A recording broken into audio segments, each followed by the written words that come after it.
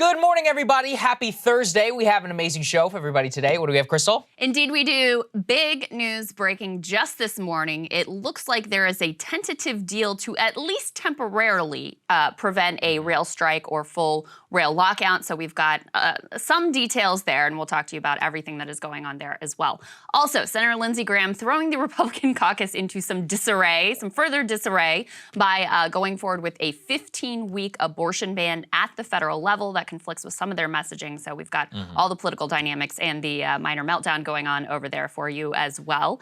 Also, we have some really actually very disturbing news regarding inflation, which is that the Fed may use these latest inflation numbers to justify a full percentage point hike. But the reason I'm chuckling is also because we have on the same day that, you know, the bad inflation numbers come out and the market tanks and whatever, Biden's out there like, things are great. It is one of the most hilarious split screens you'll ever see. Yeah, it didn't work out well for him there. We also have some new midterm numbers, both in the Pennsylvania race, also nationally, and we have to share with you this video that was shared by the LA Unified School District, which is, I think, the largest school district in the country. One of the largest. Pretty sure, certainly one of the largest. Anyway, they used this lady who was like a representative of the company that makes Oreos and all kinds of other junk food crap to use like social justice language to try to claim that, oh, all food is equal and eating a cookie is just as good as eating broccoli. It's so evil, honestly. There's no other word for it. It is straight up evil. Got those details for you. Saagar is looking into the case of Columbia University fudging their statistics so that they can get a better ranking. I am looking into maybe the craziest story I have ever dug into, which is this massive welfare fraud scandal that involves Brett Favre getting millions of dollars from the state of Mississippi, again, from the welfare fund intended for poor people. Brett Favre is getting millions of dollars to build a volleyball stadium for his daughter. It's nuts, yeah. We also have Ryan Grimm and Emily Jashinsky here. Counterpoints launches tomorrow. They're going to give us a little bit of preview. Very excited about that. And with regards to that, we have a little discount for you. That's right. Okay, 10% off on the annual discount to celebrate that launch and to continue funding our expansion. For all of you who have signed up already, thank you all so much. We deeply appreciate it. As we said, look, we know the economy is tough. We're covering inflation here as well. So it means the world. Many other sources of revenue are, let's just say, unpredictable, up and down as to whether YouTube decides how you're doing or not, based completely upon a whim. The only people we can ever count on is you. And to that end, as we've said, we're doing another show. Let's put this up there on the screen. Chicago, today is the very last day for pre-sale for premium members. So as we've promised, all premium members always get the pre-sale at least a couple of days in order to buy the best seats in Chicago. It's selling quite well, so if you want to go ahead and buy your tickets, if you're going to be in the area, as we said, this is going to be the flagship Midwest show. So if you are in the area, I highly recommend that you go ahead and buy tickets to this, because the odds are we are probably not coming to any other cities in your vicinity. No offense to all of you, we absolutely would love to, but as I've said, the economics on these things are difficult to figure out. So go ahead and buy your tickets. Otherwise, tickets will go on sale tomorrow to the general public, and we'll have a link in the description on all of our videos going forward. But that's enough administrative. Let's get to the show. Indeed. So as I said before, it looks like we at least have a tentative deal that may, for the short term, maybe not permanently, we'll see, avert a rail strike or a rail lockout. So we've been covering this for a while. Let's give you a little bit of the backstory, and then I'll tell you what we know about the deal. Go ahead and put this first part up on the screen. So negotiations have been ongoing for close to 3 years at this point. Railroad workers have been really screwed during the pandemic and post-pandemic because these railroad companies are making record-breaking profits, but they laid off a significant chunk of their workforce, and they're forcing their current workers to really shoulder the burden. What that has meant is that they've had these incredibly onerous schedules, and they don't have things like the ability to just take a day to go to the doctor when they have routine medical appointments. They don't have sick time off. And unlike you know, a lot of regular jobs, they don't get weekends. So when they're saying we don't get time off, they mean like literally no days off. Incredibly, incredibly onerous schedule. So the railroad labor relations is governed by specific law, so they couldn't just strike. There's a whole process they have to go through. One key part of that process happened a couple months ago. President Biden intervened with this presidential board. They put together a set of recommendations that was supposed to be a kind of middle ground, but it completely punted on that key issue of time off. So it had some decent wage provisions in it, but on those key sort of quality of life issues that workers were really stressed out over, it had nothing to say. So that deal basically sided with the bosses. The workers themselves overwhelmingly opposed to it. In fact, there's a number of different unions that represent these workers throughout the industry. So some of the union bosses had said, you know, we're okay with the presidential board recommendations. When the members went to vote, they said, no, we're not.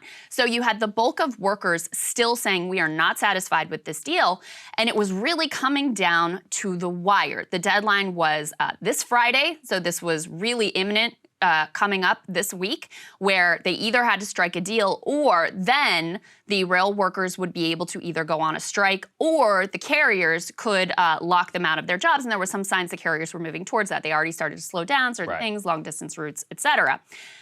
The last piece of this, before I get into some of the details of what the purported deal is, or a tentative deal here, is that there is a provision that also allows Congress to intervene to prevent a work stoppage by basically cramming down a contract on both the workers and on the railroad companies. Now, the expectation was that if Congress intervenes, they would probably just pick up that recommendations from the presidential board, which again basically sided with the bosses and did nothing regarding the workers' key demands and needs. Republicans made a big push yesterday to try to get that proposal through and force, this bad deal upon workers who would then be bound by it legally. President Biden has been personally involved, and his Labor Secretary, Marty Walsh, has been really leading conversations and talks between union leaders and between the railroad companies to try to strike some sort of a deal. And in fact, this morning, reporting is that there has been a breakthrough. Now, as I said, we know very little about what this tentative deal is, and there's a lot of reasons to be cautious about this and to avoid, premature celebration. Because ultimately, even though this is a deal between the bosses and the union leadership, the rank and file workers are going to have a say. Yes. And they were 80% overwhelmingly opposed to the previous recommendations. So this would have to be significantly better than what President Biden's board came up with before for them to agree to that. But at the very least, there's a 60-day, what they call cooling off period, in which they sort of go through the deal, sell it to their members, and the members get to decide whether they're going to ratify this agreement or not. If they don't, then we're kind of back to the drawing board and facing down a similar deadline. Let me tell you what Jeff Stein, who has some reporting from behind the scenes about some of the details here, he says people familiar tell me the deal does give rail workers ability to take days off for medical care without being subject to punishment. That was a key demand of the unions.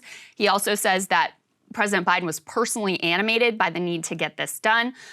Further reporting says workers will receive voluntary assigned days off and single additional paid day off. They previously did not receive sick days. Let that sink in. And the agreement provides members with the ability to take unpaid days to go to their routine medical appointments for medical care without being subject to attendance policy. So that's what we know at this point. Yeah, I mean, a lot of the coverage of this pissed me off because it was it seemed really as if bad. they were being, unreasonable. And I think a lot of people are black-pilled because of the way the teachers unions acted during COVID. Listen, put these things completely separate. As in crazy teachers unions, being COVID crazy is not the same as guys who were actually getting fired and disciplined for getting COVID. Right. They had COVID and they were like, I literally I'm either sick. got fired from my job or faced discipline. Same with getting the flu. In other cases, I mean, these are not unreasonable expectations. Not at all. If you don't get a single day off, how is your body supposed to recover? And then whenever you get pretty sick, especially, if you have COVID and you need to be out for a couple of days, you actually face a penalty for reporting that when it's not like you want to get your other coworkers sick. Regardless of whether you're going to die or not, it's just very unpleasant to be sick. The other point that I was hearing was, by the way, don't we all remember that crazy rail crash that happened a couple of years ago in which the rail driver was accelerating too often and apparently was tired on the job and it killed a couple people? Do you want somebody who is underslept, no day off, That's right. and sick behind the wheel of a passenger or even freight? I mean, I just looked it up. 28% of freight in this country moves by rail, and a tremendous amount of that is not just cargo like retail goods. A lot of it is iron ore, steel, gas. I mean, it's a key thing to It's keep our critical. economy and all that. We're about to get into some of that. But yeah, the demands of these guys was really being overlooked, I think, in a lot of the media coverage. And I also thought the Republicans handled themselves disgracefully in this way because they were acting as if they were being unreasonable. Again, citing teachers' unions. I'm like, it's obviously not every union is the same. But look at my always thing is look at the specifics. I'm like, I think they were acting crazy. The teachers' unions in this case. I'm like, I look at this.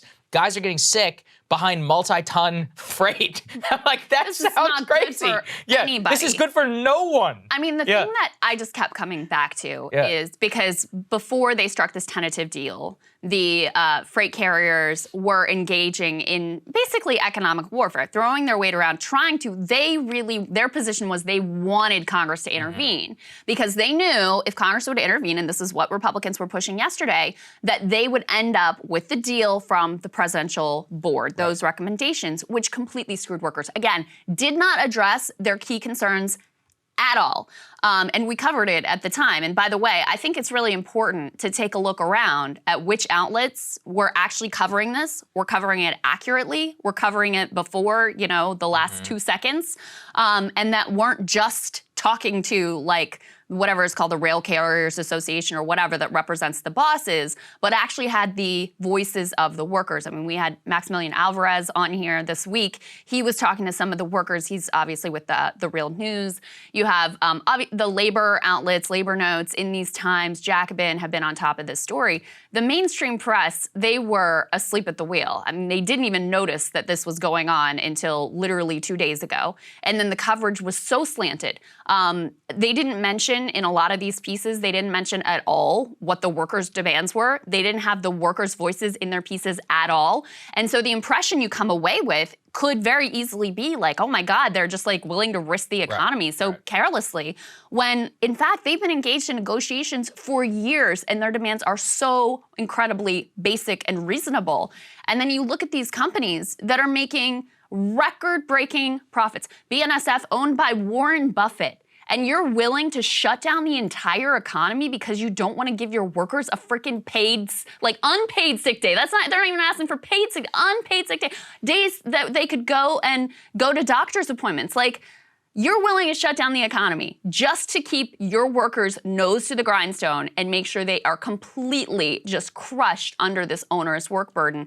Again, as you are making record-breaking profits, completely grotesque behavior. There is a tweet thread that laid out some of this context that I think is important to remember even as we have this tentative deal. Go ahead and put this tweet thread up on the screen. This is Jeff Shirky, I'm going to go with. As the possible rail strike lockout gains more national attention, some important context. Number one, bargaining started in January 2020. Workers have been waiting nearly 3 years for a new contract. Class 1 railroads have slashed their workforce by 29% in the past 6 years while making record profits. So again, they cut their workforce and they're forcing the workers to shoulder all the burden. The Presidential Emergency Board that we've been referring to was supposed to propose a fair settlement to avert a strike. It ignored key bargaining issues.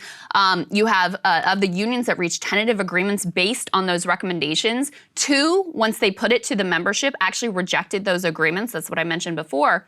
And the last thing he says here is the Railway Labor Act is designed to prevent strikes. So the fact it has gotten this far shows you how truly pissed off the workers are. The next piece, this is now a little bit dated now that we have a tentative agreement, but go ahead and put this Politico piece up. They talk about in this piece how the fact that a couple of the unions that looked like they had resolved their disputes, then the members were like, no, we reject this. That put more pressure ultimately here on the White House.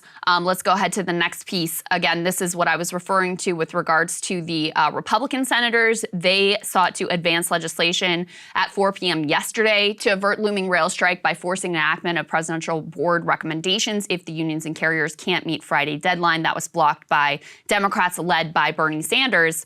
Jonah Furman has been essential. Guys, make sure you follow Jonah for labor reporting.